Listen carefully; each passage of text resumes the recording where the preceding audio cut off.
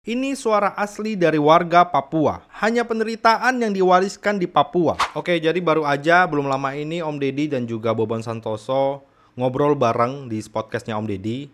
Yang di situ juga ada salah satu ketua suku di Papua. Kalau kalian pengen nonton fullnya, kalian bisa ke channelnya Om Deddy.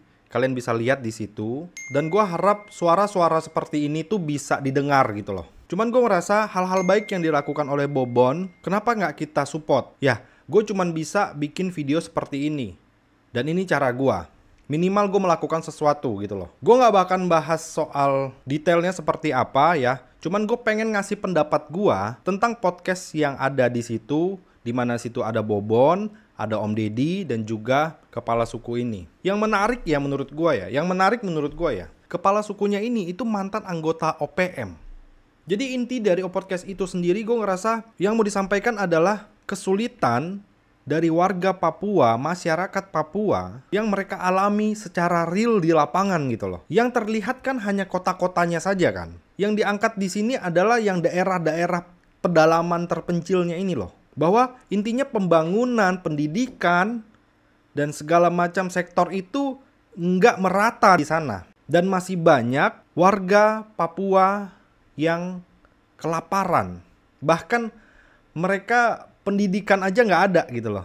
Belum lagi soal akses. Dan yang paling miris adalah bantuan yang disiapkan itu seperti tidak sampai kepada masyarakat di sana gitu. Salah satu kepala suku yang ada di sana itu ngebuka suara kalau kayaknya ini ada korupsi gitu loh. Jadi berkali-kali gue lihat ya, salah satu kepala sukunya ini berusaha untuk menyampaikan bahwa bantuan yang dari pemerintah pusat itu mungkin saja dikeluarkan. Tapi seakan-akan tuh ada hambatan gitu loh. Sengaja gitu loh dipersulit untuk menerima bantuan-bantuan dari pusat.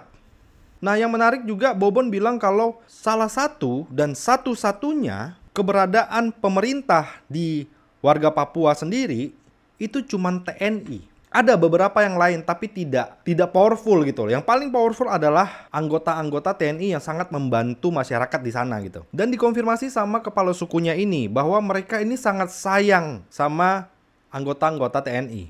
Bahkan mereka merasa ketika memang ada penyerangan dari anggota-anggota OPM gitu ya, mereka menjamin, warga Papua ini menjamin akan juga menjaga teman-teman dari TNI. Lu bayangin ya, harusnya TNI ini menjaga mereka, tapi mereka juga pengen menjaga anggota-anggota yang TNI.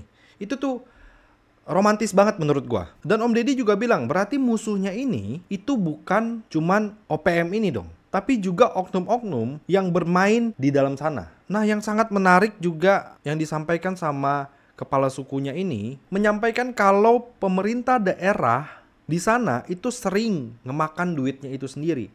Katanya buat mabok, buat foya-foya, yang intinya untuk kepentingan dia sendiri lah. Yang harusnya uang itu tuh digunakan untuk kesejahteraan masyarakat Papua yang ada di sana. Bahkan Bobon juga bilang kalau kalian pengen lihat Indonesia 50 tahun yang lalu, kalian datang ke Papua di area terpencil. Itulah Indonesia 50 tahun yang lalu. Jadi lu bisa bayangkan ketertinggalan mereka tuh sangat jauh gitu loh. Contohnya misalnya kayak di Pulau Jawa dan juga di Papua area terpencil ya. Itu kesenjangannya itu bisa sampai perbedaannya tuh 50 tahun gitu. Gue tuh berharap banget gitu loh pemerintah ngedenger, ngeliat gitu loh keluh kesah warga-warga Papua, khususnya buat mereka yang di daerah-daerah terpencil. Jangan biarin mereka menderita semakin lama. Mereka juga bisa berontak.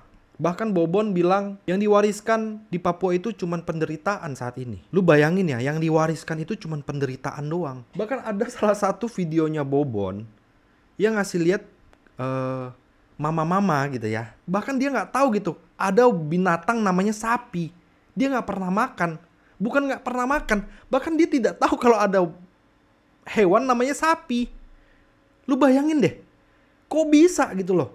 Aduh, gila banget menurut gue. Gue ngerasa gue belum bisa ngelakuin apapun.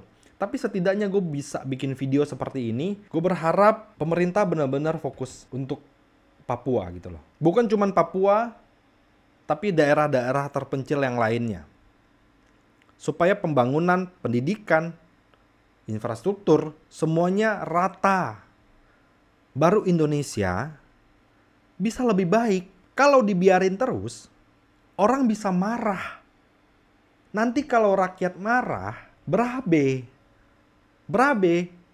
repot.